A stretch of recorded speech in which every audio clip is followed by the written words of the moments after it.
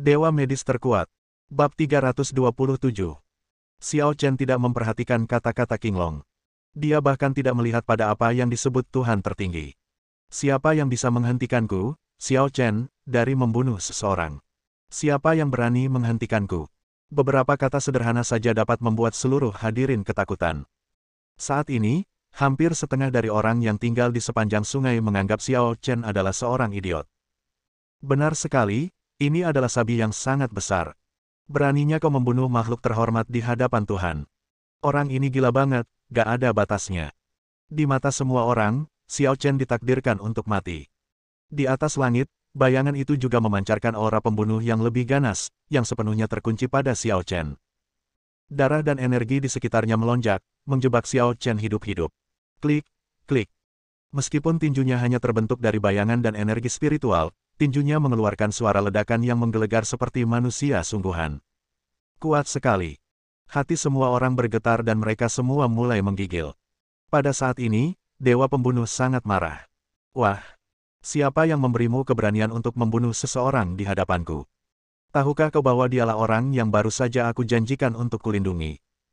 Xiao Chen melirik dengan acuh tak acuh. Kamu terlalu banyak bicara omong kosong. Murid Dewa Pembunuh tiba-tiba mengecil dan dia menjadi sangat marah. Tak termaafkan. Mati.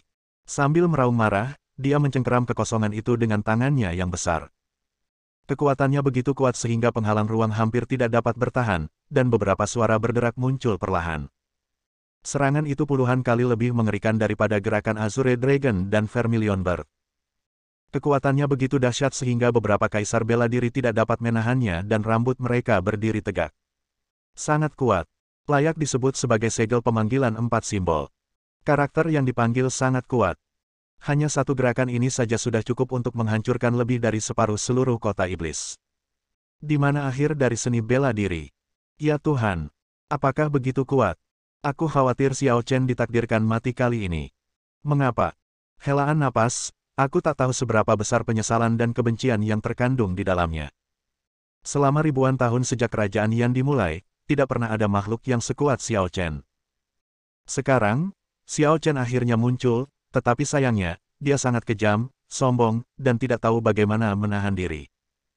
Sekarang, dia akhirnya menyinggung 4 orang yang sangat dihormati dan menarik perhatian para dewa. Sayang sekali, tanda seru. Nalan Wuji dan yang lainnya menggelengkan kepala dan berjalan menuju mobil mereka. Xiao Chen pasti akan mati, tidak ada yang bisa dilihat lagi. Akan tetapi, tepat saat gerakan itu mencapai Xiao Chen tiba-tiba menyerang. Tepatnya, itu bukan serangan sebenarnya, dia hanya berteriak, keluar. Gulungan. Itu hanya kata sederhana, keluar, tetapi itu melepaskan tekanan yang tak tertahankan. Tidak seorang pun dapat merasakan kekuatan itu, kecuali dewa yang dipanggil. Ini karena gerakan Xiao Chen telah melampaui pemahaman para master bela diri ekstrim di bumi. Gerakan ini tidak berada pada level yang sama dengan dimensi mereka. Qinglong mencibir. Anak bodoh, kalau kau berhadapan langsung dengan dewa tertinggi, kau pasti akan mati. Akan tetapi, saat suaranya baru saja berakhir, serangan Xiao Chen langsung menghancurkan serangan orang itu dengan kekuatan yang dapat menghancurkannya. Tidak hanya itu, ia juga melakukan serangan balik dengan bentuk yang paling cepat, dan dalam waktu yang paling singkat, ia datang tepat di hadapan sang dewa. Apa? Bayangan sang dewa tidak sempat bereaksi sebelum diterbangkan oleh energi ini. Ledakan. Dengan kekuatan super kuat, dewa tertinggi terluka parah dalam waktu sesingkat-singkatnya, dan bayangannya bergerak seperti layar ponsel yang bermosaik. Apa? Pada saat ini, seluruh penonton kembali ketakutan. Nalan Wuji yang hendak keluar dan masuk ke dalam mobil, menggigil dan hampir saja mematahkan pintu mobilnya sendiri. Apakah kamu bercanda? Hanya satu kalimat dari Xiao Chen benar-benar membuat dewa tertinggi mulai gemetar. Apakah Anda bercanda? Pada saat ini, perasaan tertekan yang tak terlukiskan membuat dada semua orang tidak bisa bernapas, dan otak mereka benar-benar hampa.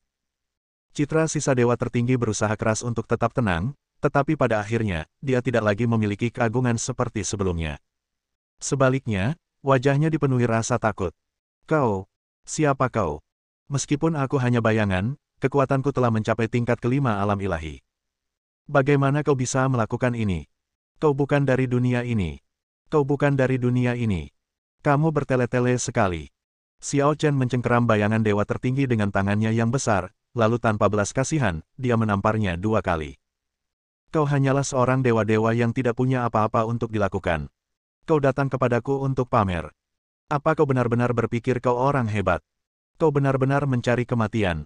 Semua orang yang hadir merasakan jantung mereka bergetar terus-menerus.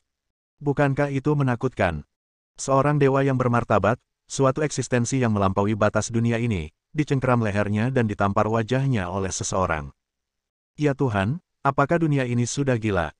Meski kedua tamparan itu terlihat biasa saja, tetapi kekuatannya luar biasa. Bayangan sang dewa berkelebat sekali lagi dan nyaris lenyap tanpa jejak. Mendengar Xiao Chen mengatakan bahwa dia adalah dewa, pihak lain begitu takut sehingga dia gemetar dan memohon belas kasihan. Tuhan, tolong ampuni aku. Tuhan, tolong ampuni aku. Aku tahu aku salah. Aku tahu aku salah.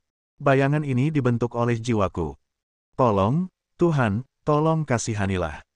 Jika Anda menghancurkannya, jalur kultivasi masa depan saya akan hancur total. Xiao Chen mendengus dingin. Baguslah kalau kamu tahu. Setelah berkata demikian, dia mengangkat tangannya dan menepuk kepala orang itu. Cahaya keemasan langsung menembus pikiran orang lain. Ingat ini. Jika kamu berani memberitahu siapapun tentang apa yang terjadi hari ini, jiwamu akan meledak kapan saja. Jika kamu berani, kamu dapat mencobanya kapan saja. Ya Tuhan, kata-katamu terlalu kasar. Aku pasti tidak akan mengatakan apapun. Aku tidak pernah ke sini hari ini. Benar, aku tidak pernah ke sini. Kamu pintar, keluar dari sini. Ya, ya, ya. Tuhan baik, aku akan keluar dari sini sekarang juga. Aku akan keluar dari sini sekarang juga. Setelah berkata demikian, pihak lainnya lari tanpa henti, takut kalau dia sedikit lebih lambat, Xiao Chen akan berubah pikiran, dan dia akan mendapat masalah besar. Dengan kecepatan kilat, dia terbang ke gua awan di Gunung Tianshan. Gua awan menghilang dalam sekejap, langit menjadi cerah kembali, dan matahari bersinar lagi. Naga Azure menjadi ketakutan. Gu Changsheng telah berubah menjadi batu. Feng Ruhuo juga ketakutan. Bab 328.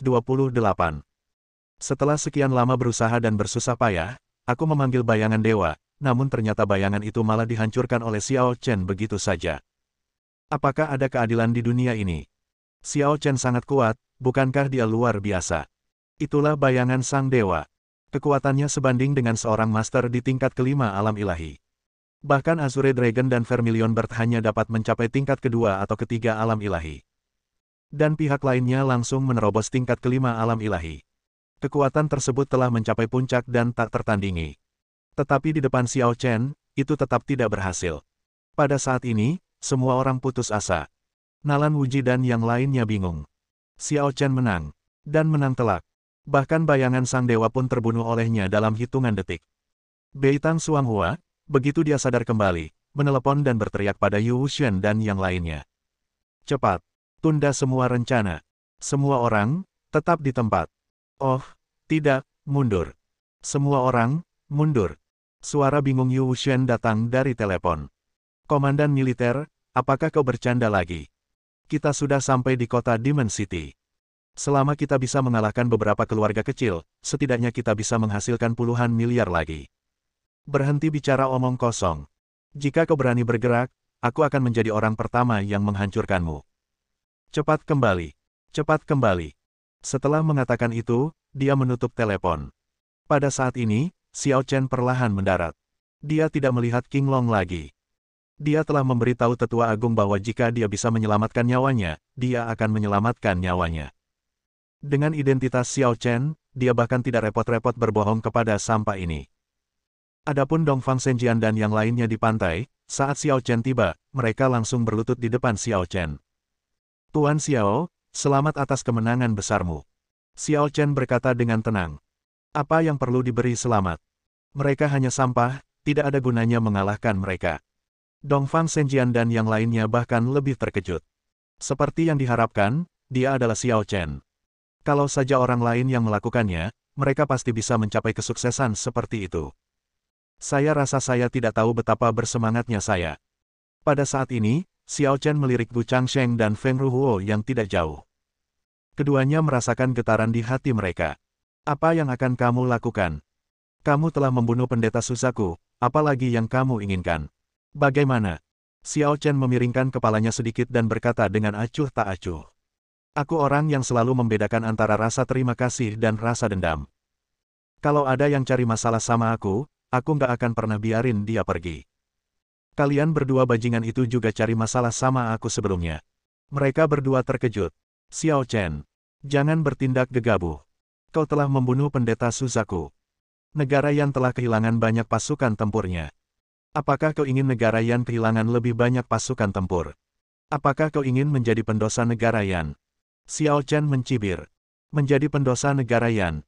Kau terlalu memikirkan dirimu sendiri. Setelah itu, dia berkata kepada Dongfang Zhenjian dan yang lainnya. Saya pernah memberitahu Lao Ling dan yang lainnya bahwa setelah pertempuran ini, saya akan memberi mereka kemakmuran dan kekayaan selama 100 tahun. Hari ini, kalian telah melakukan pekerjaan dengan baik, tetapi kemakmuran dan kekayaan tidak berguna bagi kalian. Oleh karena itu, saya akan memberi kalian 3 keluarga, dan semua kaisar bela diri akan dipromosikan ke alam ilahi. Begitu dia selesai berbicara, Xiao Chen menjentikkan jarinya dan memeras 11 tetes darah dari tangannya, melesat ke arah kota iblis. Dalam sekejap, awan petir muncul di kota iblis, dan setelah beberapa saat, muncul 11 aura ilahi lagi. Seluruh penonton sekali lagi sangat terkejut luar biasa. Xiao Chen menciptakan 11 dewa sesuka hatinya. Seberapa kuatkah dia agar mampu melakukan hal ini? Dongfang Zhenjian dan yang lainnya sudah menangis dan terus-menerus bersujud. Hadiah Xiao Chen terlalu besar bagi mereka. Pada saat ini, Xiao Chen sekali lagi mengalihkan perhatiannya ke Gu Changsheng dan yang lainnya. Gu Changsheng terhuyung dan terjatuh ke tanah, matanya linglung, dia menggelengkan kepalanya dan tersenyum pahit. Satu gerakan yang gagal. Seluruh permainan berakhir. Kupikir aku bisa mengalahkanmu kali ini dan menguasai kota ajaib. Tapi aku tidak menyangka kau begitu kuat. Aku kalah. Feng Ruhuo berteriak dengan tergesa-gesa. Saudara Gu, apakah kamu akan mengakui kekalahan begitu saja? Apakah kamu tidak takut mati? Apakah kamu tidak akan mati jika kamu takut? Gu Changsheng tersenyum pahit dan berkata, sulit untuk memprediksi apa yang terjadi di dunia ini. Masalah ini sudah pasti terjadi. Xiao Chen bahkan dapat membentuk dewa-dewa yang kuat sesuka hatinya, jadi dapat dikatakan bahwa negeri yang tidak membutuhkan mereka untuk menjaganya sama sekali. Para dewa yang kuat itu akan mampu melindungi negeri Yan dengan lebih baik. Sudah berakhir, semuanya sudah berakhir. Xiao Chen mendengus dingin. Nyawa Feng Ruhuo sudah dibayar oleh Suk, jadi aku akan mengampuni nyawanya. Namun, kejahatan Gu Changsheng tidak bisa dimaafkan, jadi penggal saja dia di tempat. Janji. Dongfang Zhenjian dan yang lainnya setuju dan segera bergegas. Gu Changsheng bahkan tidak bergerak untuk melawan. Di depan Xiao Chen, dia juga tahu bahwa perlawanan adalah sia-sia. Dia menatap Qinglong dengan putus asa, dan Qinglong memejamkan matanya, sangat sedih. Dapat dibayangkan bahwa setelah Suanyuan Sitian dan yang lainnya menjadi penguasa alam dewa, murid-murid keluarga Qinglong dan keluarga Huo Feng niscaya akan mati. Mulai hari ini, tidak akan ada lagi naga biru di negeri Yan. Sambil mendesah pelan, dia memotong rambut panjangnya, melempar pedang Suanyuan, berbalik dan pergi. Shen Tianjun berhati-hati dan segera pergi dengan tenang untuk mengambil pedang Suanyuan dan belati Phoenix merah. Dia bukan seorang master di alam dewa, jadi, untuk membunuh Gu Changsheng, hanya Dongfang Zhenjian dan Namong Chenlong yang bergerak, tetapi dia tidak bergerak. Saat kedua lelaki tua itu bereaksi, mereka tak kuasa menahan diri untuk mengutuk Shen Tianjun dalam hati karena telah bersikap hina dan tak tahu malu. Namun Shen Tianjun memutar matanya. Kalian berdua adalah dewa yang kuat. Aku belum menjadi dewa bela diri. Aku akan memberimu 2 senjata dewa sebagai kompensasi. Apa salahnya? Kata-kata yang sangat tidak tahu malu ini membuat mereka berdua benar-benar tidak berdaya dan gemetar karena marah. Yang lainnya, seperti Nalan Wuji, Bei Tang Xuanghua, Bai Aohu, Simen Leiting dan lainnya, memimpin pelayan mereka dan segera mendatangi Xiao Chen dan berlutut untuk memberi penghormatan. Tuan Xiao. Mereka semua tahu bahwa mulai sekarang, langit negeri Yan telah berubah. Menatap Xiao Chen, sosok itu memiliki sikap yang luar biasa dan postur yang sangat mulia. Semua orang tidak dapat menahan diri untuk tidak mendesah. Mulai sekarang, saya khawatir tidak ada seorang pun di seluruh kerajaan Yan yang mampu mengendalikannya. Ini adalah seekor naga yang telah memasuki laut dan seekor harimau yang telah kembali ke pegunungan. Itu tak terkalahkan di dunia. Saya tidak ingin semua orang membesar-besarkan kejadian hari ini, saya juga tidak perlu mempublikasikannya terlalu banyak.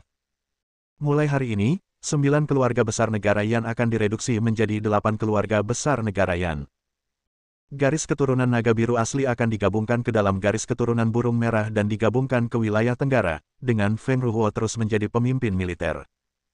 Pasukan Dewa Perang keluarga Shen akan menggantikan Legiun Naga Biru asli. Mulai sekarang, kalian semua harus mematuhi perintahku.